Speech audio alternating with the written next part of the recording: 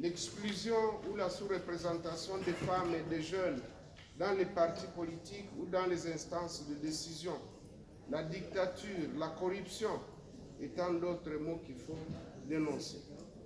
L'une des armes pour y parvenir, que nous considérons comme étant la plus efficace, c'est que l'internationale socialiste puisse passer à l'action et consolider la solidarité.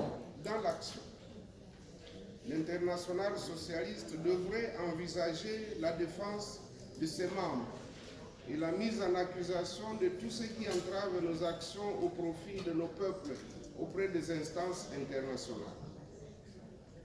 C'est cela qui nous rendra plus forts en vue de briser et éliminer les injustices sous toutes leurs formes et ainsi espérer arriver à une rémunération équitable de tous les facteurs de production, en ce le capital humain, au même titre que le capital nature et financier.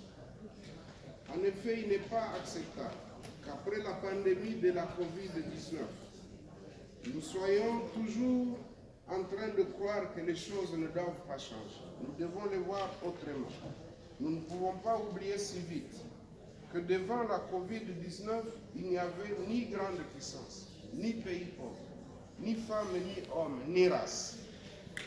C'est pour cette raison que nous disons ici haut et fort que nous venons, nous, notre parti politique, Alliance des forces démocratiques du Congo, solliciter notre adhésion à l'internationale socialiste pour que nous puissions tous ensemble conjuguer nos efforts.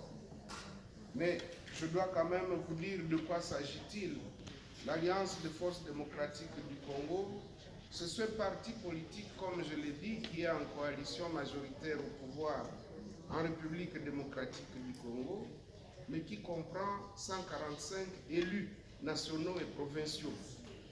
C'est la première force politique au sein de l'Union sacrée qui est au pouvoir. Nous avons ici, en tant que parti politique, des gouverneurs de province, bien sûr des députés nationaux, des sénateurs, des députés provinciaux, des présidents des assemblées provinciales.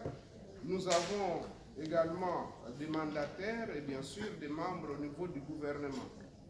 Ce qui fait de nous une force non négligeable et nous pensons qu'avec notre apport et sous le parrainage de l'UDPS, qui est notre parti phare, qui a mené la lutte depuis près de 40 ans contre toutes les formes de dictature dans notre pays, nous espérons apporter un plus.